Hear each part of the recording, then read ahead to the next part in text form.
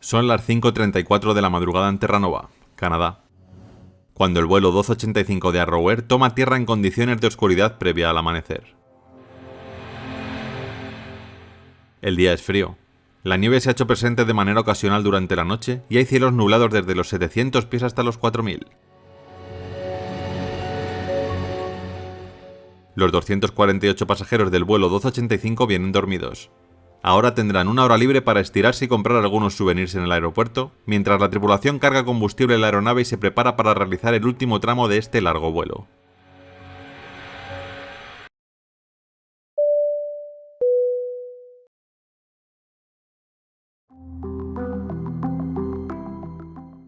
...12 de diciembre de 1985...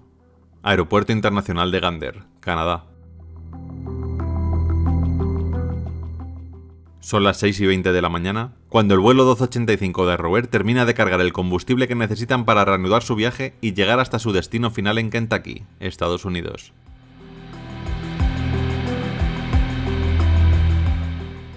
Fundada en 1947 en Compton, California, y luego con sede en Miami, Arrow era una aerolínea polivalente, conocida por utilizar aviones viejos para llenar algunos de los nichos más escasos del mercado de las aerolíneas.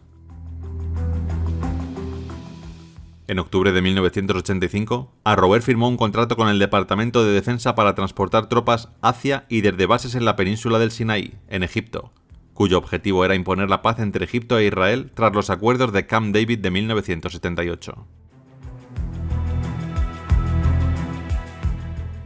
El 1285 era uno de estos vuelos en los que se transportaban tropas estadounidenses, en este caso, un vuelo de vuelta a casa para 248 soldados.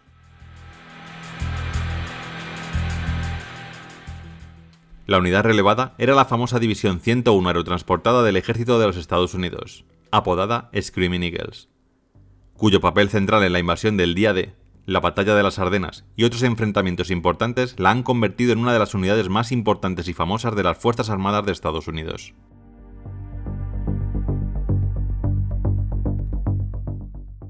Arrow planeaba transportar hasta 250 miembros de la División Aerotransportada 101 utilizando sus Douglas DC-860 de 4 motores y fuselaje estrecho de la década de los 60.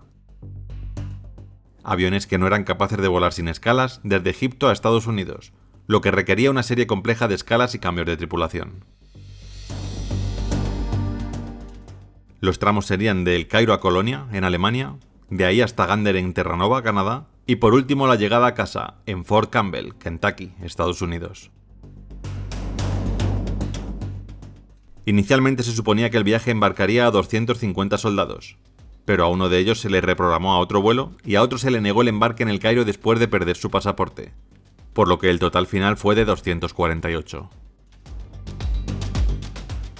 También a bordo se encontraban 8 miembros de la tripulación, incluidos 3 tripulantes de cabina formados por el capitán John Griffin, de 45 años, el primer oficial Joseph Connelly, de 45 años, y el ingeniero de vuelo Michael Fowler, de 48 años. El avión, con matrícula N950JW, era un Douglas DC-863 fabricado en 1969 que había visto días mejores. Según los informes, el interior estaba bastante deteriorado con todo tipo de paneles defectuosos y otros daños estéticos. El avión tampoco era exactamente perfecto en términos mecánicos. Según se informa, estaba perdiendo líquido hidráulico y agua potable a un ritmo tal que requería recargas frecuentes, pero el mantenimiento no se había molestado en buscar la fuente de los problemas.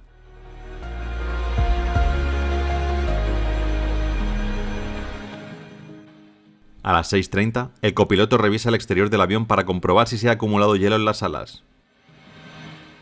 Vuelve a la cabina y le indica al capitán que hay muy poca cosa.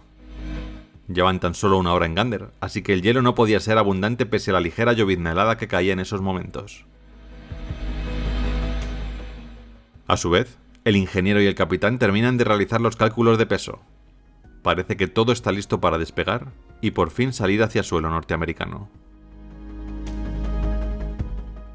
Los soldados se acomodan de nuevo. Algunos han salido a comprar algunos recuerdos para sus familiares. Otros han preferido seguir durmiendo.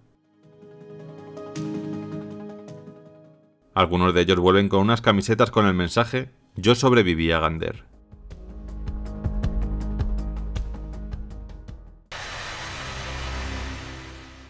A las 6:45, el DC-8 ya estaba preparado en la cabecera de la pista para el despegue.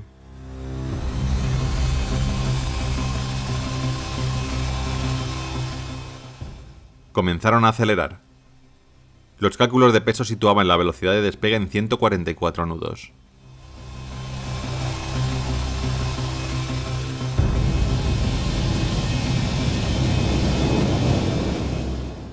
Llegaron a V1 sin problemas.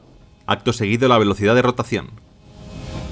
El capitán tiró de sus mandos y comenzaron a ascender. Todo había sido normal hasta ese momento, pero el avión parecía no ir bien desde que dejaron de tocar tierra. No conseguían mantener un ascenso positivo. La velocidad llegó hasta 172 nudos y no pasó de ahí. El DC-8 comenzó a perder altura. Varias alarmas comenzaron a sonar. El capitán, viendo que la caída era imparable, tiró de nuevo de los mandos inclinando más el avión. Esto no hizo más que empeorar la situación. La pérdida de velocidad incrementó, y pocos metros después el DC-8 con 256 personas a bordo acabó chocando con un bosque cercano al aeropuerto.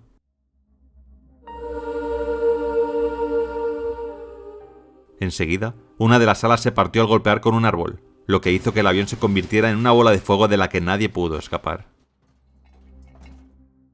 Las 256 personas a bordo del vuelo 1285 perdieron la vida, convirtiendo a este vuelo en el más mortífero ocurrido en Canadá y uno de los más terribles de la historia de la aviación.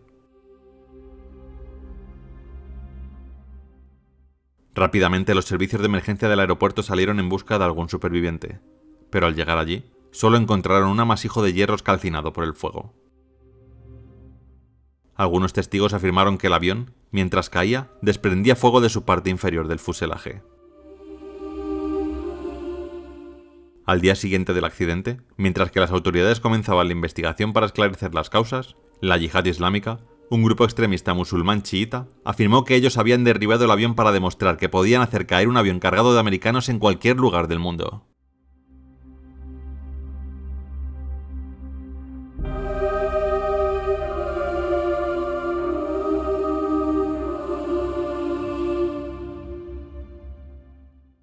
¿Qué había pasado? ¿Realmente el vuelo 1285 fue derribado? ¿O hubo algún fallo humano o mecánico de por medio?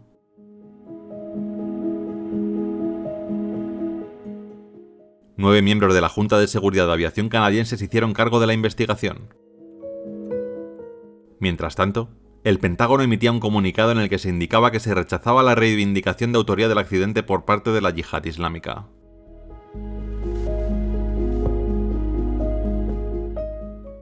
Con esta nota al comienzo de las pesquisas, los investigadores canadienses buscaron una causa alternativa sin descartar que realmente pudiera haber sido derribado de alguna manera.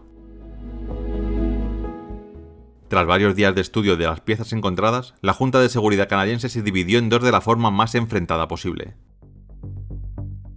4 investigadores estaban seguros de que algo había estallado en el interior del avión, y 5 apostaban por un error de los pilotos.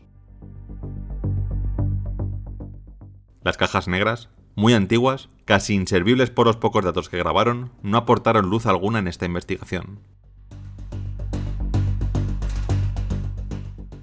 Los 5 que indicaban que algo se había hecho mal, basaron sus informes en el no uso de antihielo sobre las alas antes de iniciar el despegue, unido a un mal cálculo del peso por parte de los pilotos.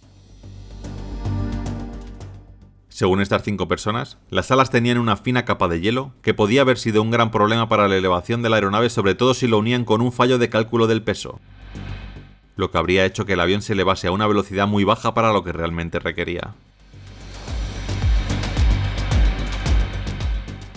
Los pilotos hicieron el cálculo del peso en base a tablas de aviación comercial, no disponían de otras, en las que la media de peso por persona más equipaje se situaba en torno a los 77 kilos. Esta media se calculaba pensando en la cantidad de hombres, mujeres y niños que viajaban en los aviones habitualmente, pero este vuelo era muy distinto. 248 pasajeros, todos hombres, soldados fuertes y en su mayoría de gran tamaño, que unido a sus equipajes, también bastante distintos en cuanto a peso al de un viajero normal, hacía pensar a los investigadores que el peso real era muy diferente al que los pilotos habrían calculado. Estimaban que el error rondaba los 20.000 kilos de diferencia, que unido al hielo en las alas, habrían hecho que el DC-8 entrara en pérdida a los pocos segundos de despegar.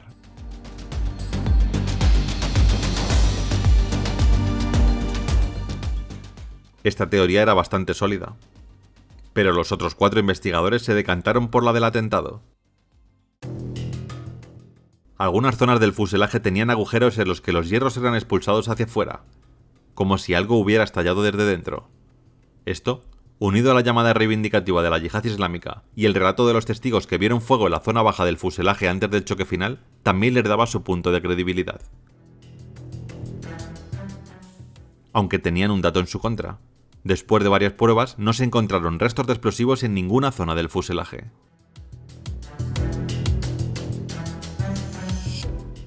Pero entonces, ¿el vuelo 1285 de Roer fue derribado por hielo en las alas y un peso mal calculado? ¿O fue arrancado del cielo por una explosión en vuelo, ya sea accidental o peor aún deliberada?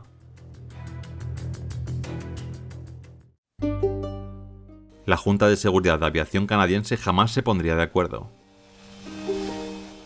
Se emitió un comunicado por parte de los 5 que apoyaban el error humano.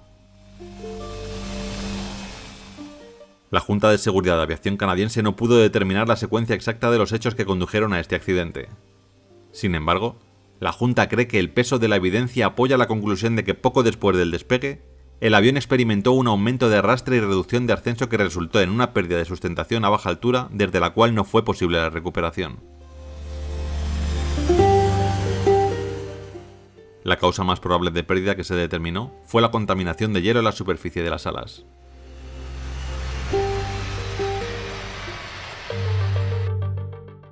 A esto, los otros 4 contestaron con otro comunicado que se resumía en que el accidente estaba provocado por un incendio en pleno vuelo que pudo resultar de detonación de origen desconocido, provocando fallas en la aeronave.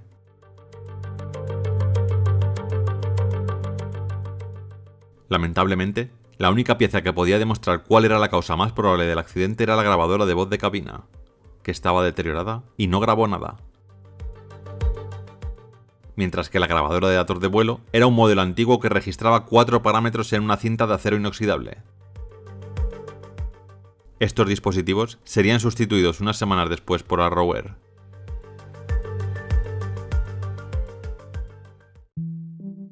En el lugar del accidente se erigió un monumento en memoria de las víctimas del vuelo 1285 al que se nombró Testigo Silencioso.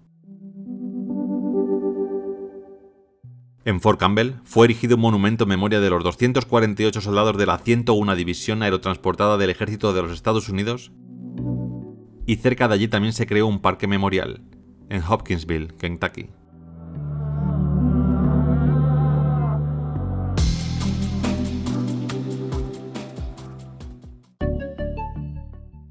Gracias a todos por llegar hasta aquí. Y como de costumbre, no puedo irme sin agradecer su apoyo a todos los miembros del canal.